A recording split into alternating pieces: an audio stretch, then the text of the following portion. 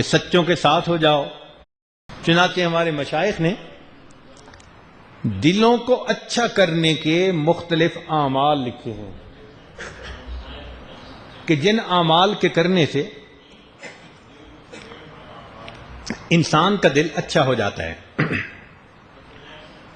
اس میں وہ فرماتے ہیں کہ مجالست الصالحین، سب سے پہلا عمل جس سے کہ دل سنورتا ہے، نیکوں کی صحبت۔ اللہ رب العزت نے بھی فرمایا کونوا مع الصادقین، کہ سچوں کے ساتھ ہو جاؤ۔ حدیث پاک میں ہے المرء علی دین خلیلہ فلینظر احدکم من یخالل، بندہ اپنے دوست کے دین کے اوپر ہوتا ہے۔ تو اچھی صحبت میں بیٹھنے والا یقیناً فائدہ اٹھا لیتا ہے، اور بری صحبت میں بیٹھنے والا یقیناً خسارہ پا لیتا ہے۔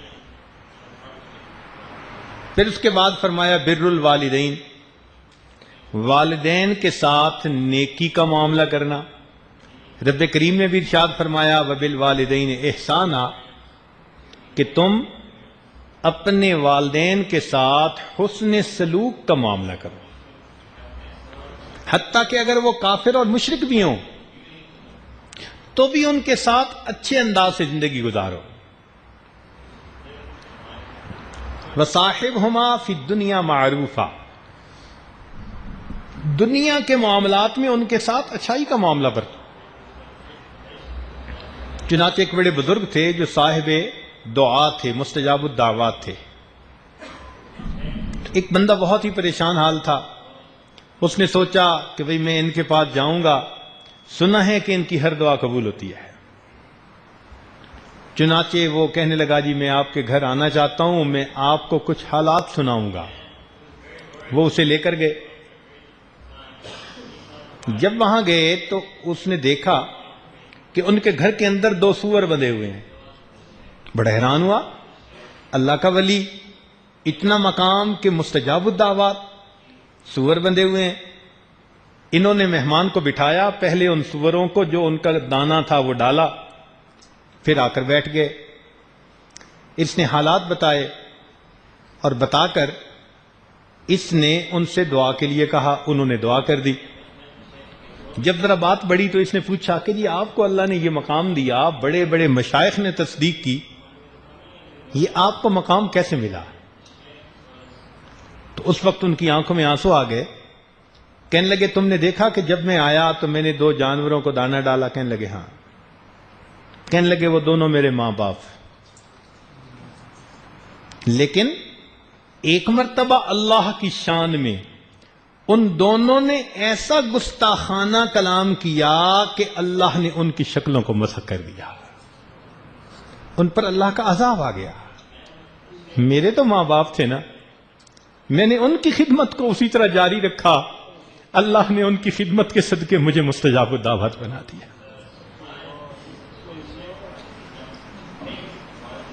آج کل کے نوجوان اپنے ماں باپ کو کچھ سمجھتے ہی نہیں ہیں۔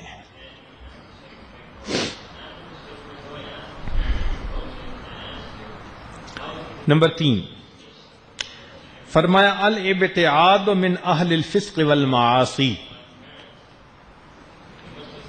الابتعاد عن اہل الفسق والمعاصی، فسق و فجور والے جو لوگ ہوتے ہیں ان سے الگ رہنا۔ اور یہ تو ہم روز اللہ سے وعدہ بھی کرتے ہیں، روز اللہ سے وعدہ کرتے ہیں، اور مزے کی بات باوضو ہو کر وعدہ کرتے ہیں، اور بھی عجیب بات مسجد میں کھڑے ہو کر وعدہ کرتے ہیں، اور بھی عجیب بات حالت نماز میں وعدہ کرتے ہیں، روز وعدہ کرتے ہیں۔ وتر میں کون سی دعا پڑھتے ہیں؟ وَنَخْلَعُ وَنَتْرُكُ مَن يَفْجُرُكَ، اور صبح انہی کے ساتھ دوستی کر رہے ہوتے ہیں۔ یہ بروں کی دوستی بندے کو بالآخر ڈبو کے رہتی ہے۔ صحبت صالح ترا صالح کند، صحبت طال ترا طال کند۔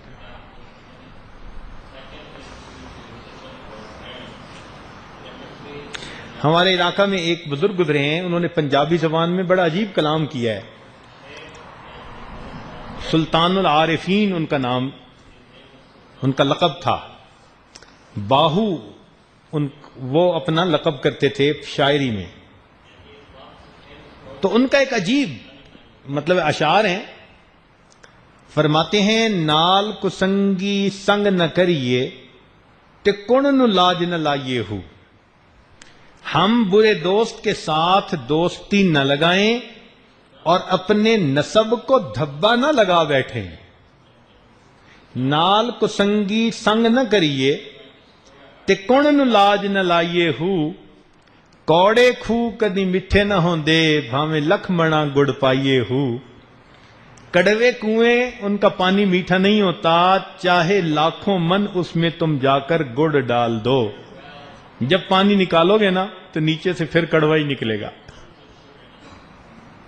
کاواں دے پتر ہنس نہ بن دے بھاویں موتی چوگ چگائیے ہو. کہ کوے کا بچہ کبھی ہنس نہیں بن سکتا، چاہے تم اسے موتی کی خوراک کیوں نہ کھلاؤ. سپاں دے پتر متر نہ ہوندے بھاویں چلیاں دودھ پلائیے ہو. اور سانپ کے بچے کبھی وفادار نہیں ہوتے، چاہے تم اپنی ہتھیلی پہ لے کر اس کو دودھ کیوں نہ پلاتے پھرو. اور آخر پر فرماتے ہیں تم بے کدی تربوز نہ ہوندے بھاویں توڑ مکے لے جائیے ہو. ہنزل ایک پھل ہے، دیکھنے میں تربوز خربوزے کی طرح ہوتا ہے، اتنا کڑوا کہ اگر صبح کے وقت اس کو اپنے ہونٹ پہ آپ لگائیں تو شام تک کڑواہٹ ختم نہیں ہوتی، اتنا کڑوا ہوتا ہے. فرمانے لگے کہ جو اس طرح کا ہوتا ہے نا، اس کو تم لے کے مکے بھی اگر چلے جاؤ تو جا کر تربوز بننے سے وہ رہا.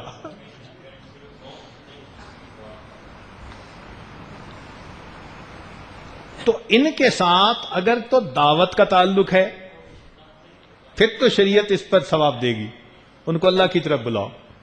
اور اگر مدعو ہو کر جائیں اور انہی کے رنگ میں رنگنے کا مسئلہ ہو پھر شریعت کہتی ہے کہ ایک طرف رہو.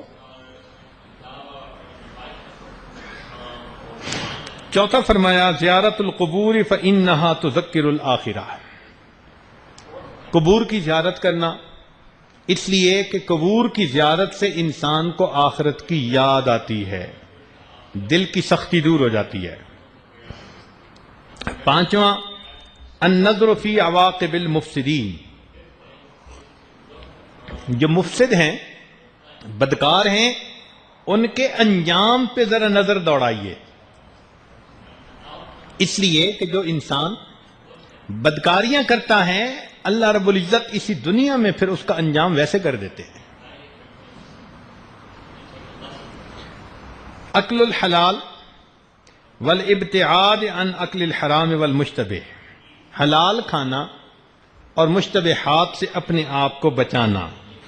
اللہ تعالیٰ فرماتے ہیں یا ایھا الرسل کلوا من الطیبات واعملوا صالحا. پھر فرمایا ساتواں تقلیل الاکل، تھوڑا کھانا.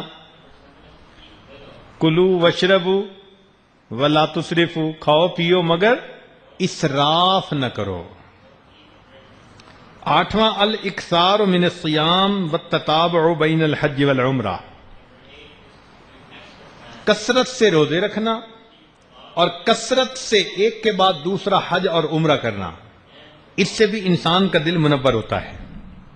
نوواں کہا قیام اللیل و احیاؤہ بالعبادہ. راتوں کو جاگنا، اللہ کی عبادت سے اپنی رات کو منور کرنا. الدعاء و اغتنام اوقات الاجابہ. دعا مانگنا اور جو قبولیت کے اوقات ہیں ان سے فائدہ پانا، ان میں دعائیں مانگنا اللہ سے.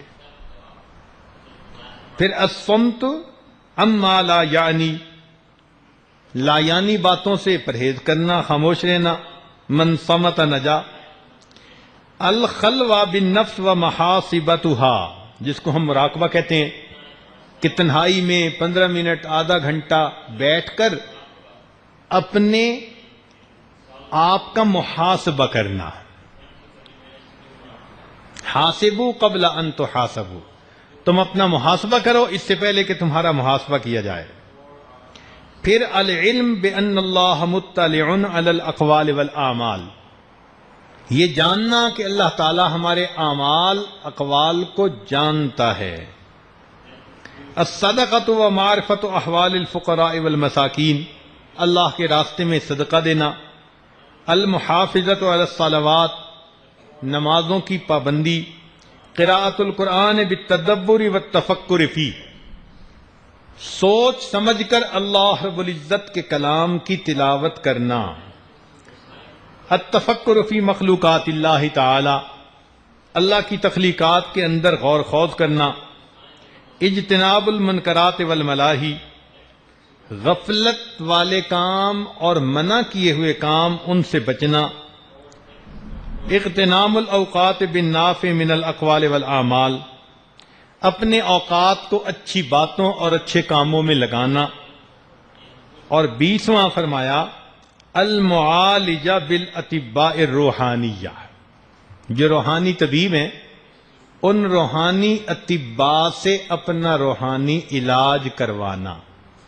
جیسے کوئی بندہ دل کا مریض ہوتا ہے، دوڑتا ہے نا ہارٹ اسپیشلسٹ کے پاس. کبھی آئی اسپیشلسٹ کے پاس گیا؟ کبھی نہیں جاتا. کبھی ڈینٹل سرجن کے پاس گیا؟ جی میرا ہارٹ پیشنٹ ہوں میں، ڈینٹل سرجن کے پاس ہے. ہنسنے لگیں گے. ہارٹ پیشنٹ کے پاس، ہارٹ پیشنٹ ہمیشہ ہارٹ اسپیشلسٹ کے پاس جائے گا. تو جو روحانی طور پر ہارٹ اسپیشلسٹ ہیں ان کی صحبت میں جا کر اپنے دل کا علاج کروانا. اب یہاں سوال پیدا ہوتا ہے کہ وہ اطباء کیا کہتے ہیں دل کے علاج کے بارے میں. تو مختصر بات سن لیجئے، بڑے نکتے کی ہے. اگر آپ اپنے گھر میں آئیں اور کمرے میں آپ کو شیشے کے اوپر بھی مٹی نظر آئے، فرنیچر پر بھی مٹی کی تہ نظر آئے، فوراً آپ نتیجہ نکالتے ہیں یا کھڑکی کھلی رہی یا روشن دان کھلا رہا، تبھی تو یہ مٹی آئی ہے. تو جس طرح کھڑکی اور روشن دان کے کھلنے سے پولیوشن آ گئی، اسی طرح 4 دروازے ہیں، ان دروازوں سے پولیوشن انسان کی آتی ہے. ہم ان 4 دروازوں کو کنٹرول کر لیں، ان کھڑکیوں کو بند کر دیں. ایک کھڑکی ہے آنکھ. اگر انسان قرآن دیکھے، اللہ والوں کے چہروں کو دیکھے، ماں باپ کو محبت کی نظر سے دیکھے، بیت اللہ کو دیکھے، تو ان چیزوں کو دیکھنے سے انسان کے قلب میں نور آتا ہے. اور اگر غیر محرم کی طرف دیکھے للچائی نظروں سے تو پھر انسان کے دل میں ظلمت آتی ہے. اب آپ اس کا فیصلہ کیجئے کہ آج ہم اکثر کن چیزوں کو دیکھتے ہیں. اگر غیر محرم سے آنکھ ہٹانی مشکل تو پھر دل کے اندر پولیوشن تو آئے گی. ایک ایک نظر بسا اوقات دل کے اوپر سختی آ جانے کا ذریعہ بن جاتی ہے. ایک ایک نظر. اس لیے آنکھوں کو، اور دیکھیں اللہ تعالیٰ نے آنکھوں کا بند کرنا کتنا آسان کر دیا. ہمارے شٹر ہوتے ہیں نا تو بند ہونے میں بھی 5 سیکنڈ 10 سیکنڈ لگا دیتے ہیں. اللہ نے یہ آنکھوں کا شٹر بنایا سیکنڈ سے پہلے بند ہوتا ہے. قیامت کے دن کوئی یہ نہ کہہ سکے اللہ میں تو آنکھ بند کرنا چاہتا تھا، بند ہوتے ہوتے نظر پڑ گئی تھی. تو اللہ نے کہا کہ یہ اتنا کوئک ایکٹنگ ہے کہ تمہارا ارادہ ہوا اور آنکھ بند. لوگ کم وقت کے لیے مثال دیتے ہیں کہ جی پلک چھپکنے کی دیر میں یہ ہو گیا. اللہ اکبر کبیرہ. تو ایک آنکھوں پہ انسان کنٹرول کرے. دوسرا جو کچھ کانوں سے سنتا ہے اس کا دل پر اثر ہوتا ہے. اگر کانوں سے انسان اللہ کا قرآن سنے، دین کی دعوت کی بات سنے، خیر کی باتیں سنے تو دل کے اندر نور آتا ہے. اور اگر گانے سنے، موسیقی سنے، غیبت سنے، جھوٹ کی باتیں سنے، فحش باتیں سنے تو انسان کے دل کے اندر ظلمت آ جاتی ہے. پھر تیسرا انسان کی زبان. زبان سے اگر خیر کی باتیں نکلیں تو انسان کے دل کے اندر نور آتا ہے، اور اگر جھوٹ چغلی غیبت نکلے تو انسان کے دل کے اندر ظلمت آتی ہے. اس لیے یہ ہمارے دعوت و تبلیغ والے بھائی یہی تو کہتے ہیں کہ زبان سے اللہ کی دعوت دو، اللہ کی عظمت دل میں آ جائے گی. 100% ٹھیک کہتے ہیں. تو ہم بھی اپنی زبان سے خیر کی باتیں کریں تاکہ ہمارے دل میں دین کی عظمت آئے۔ اور چوتھا دروازہ انسان کا دماغ، کہ جیسا انسان سوچتا ہے اس کے دماغ میں خیالات رہتے ہیں۔ اگر اچھے خیالات ہوں، اچھی باتیں سوچیں تو اچھی فکر سے انسان کے دل میں نور آتا ہے، اور بری سوچ سے انسان کے دل کے اندر ظلمت آتی ہے۔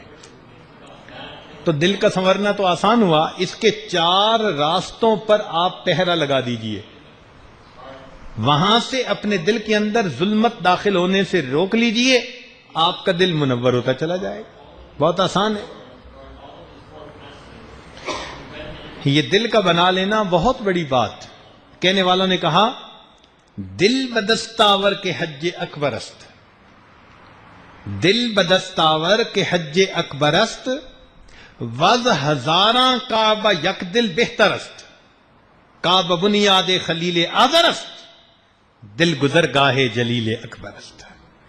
جب یہ دل سنورتا ہے یہ اللہ تعالیٰ کی گزرگاہ بن جاتا ہے۔ اللہ اکبر۔ حدیث پاک میں آتے ہیں لا یسعنی ارضی ولا سمائی، نہ میں زمینوں میں سماتا ہوں نہ میں آسمانوں میں سماتا ہوں، ہاں میں مومن بندے کے دل میں سما جاتا ہوں۔ آ جا میری آنکھوں میں، سما جا میرے دل میں۔ کتنی بڑی یہ نعمت ہے کہ انسان کا دل اللہ رب العزت کا گھر ہے۔ قلب عبد اللہ عرش اللہ ہے، اللہ کا عرش ہے۔ تو آج اللہ رب العزت کو دل میں بسا لیجئے، اس کی محبت دل میں اتار لیجئے۔